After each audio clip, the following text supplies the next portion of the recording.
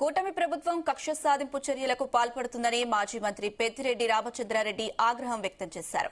ఇదే సంస్కృతి రాబోయే కాలంలో ఇతర ప్రభుత్వాలు అనుసరించే ప్రమాదం ఉందని గుర్తు చేశారు. రాజమండ్రి జైల్లో ఉన్న వైసీపీ ఎంపీ మిథున్ రెడ్డితో ములాఖత్ అయ్యారు.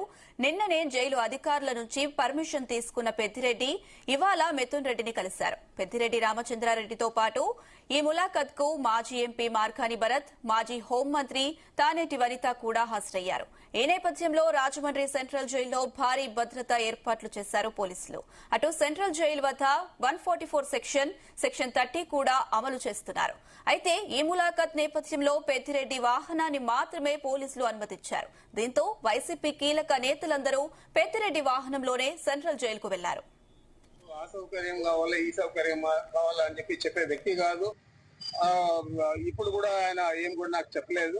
అయితే ఇక్కడ ఉన్న పరిస్థితులు దృష్ట్యా అక్కడ ప్రభుత్వం న్యాయపరంగా కల్పించిన సౌకర్యాలను కూడా అందజేసే పరిస్థితుల్లో లేదంటే ఈ ప్రభుత్వం ఏ విధంగా పనిచేస్తా ఉందో, ఎంత ఖర్చుపూరితంగా వ్యవహారం చేస్తా ఉందో అది మీ దృష్టికి చేస్తా ఉన్నారు. 3 పూట్ల భోజనానికి ఇంటి భోజనానికి ఒప్పుకున్నారా?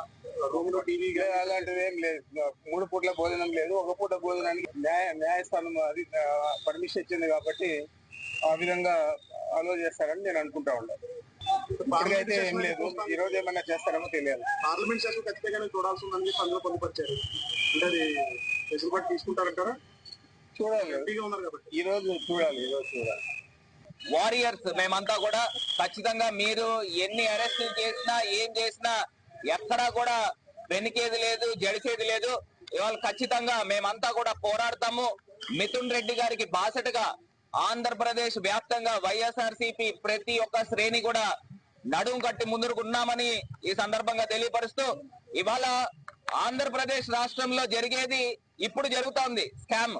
సిండికేట్లతో ఏ రకంగా వ్యవహారం చేస్తా ఉన్నారు. గతంలో లిక్కర్ సేల్స్ గణనీయంగా తగ్గింది, లిక్కర్ అమ్మకాలు గణనీయంగా తగ్గింది, రెవెన్యూ గణనీయంగా పెరిగింది.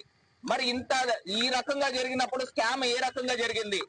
ఇప్పుడు మా ప్రభుత్వంలో గతంలో చంద్రబాబు నాయుడు గారు దిగిపోయే టైంకి 16,600 కోట్ల రూపాయలు సంవత్సరానికి ఆదాయం ఉంటే, జగన్మోహన్ రెడ్డి గారు దిగిపోయే టైంకి 24,700 కోట్ల రూపాయల ఆదాయం పెరిగింది. 25,000 కోట్ల రూపాయల ఆదాయం పెరిగినప్పుడు, అసలు గవర్నమెంట్ ఎక్స్చెక్కర్ కి సుమారుగా 1,000 కోట్ల రూపాయల ఆదాయం పెరిగినప్పుడు స్కామ్ అని మీరు ఏ రకంగా అంటారని అడుగుతా ఉన్నాం. ఇది కేవలం కక్షపూరితంగా జరిగింది. నాకు ఆ సౌకర్యం కావాలా ఈ సౌకర్యం కావాలా అని చెప్పే వ్యక్తి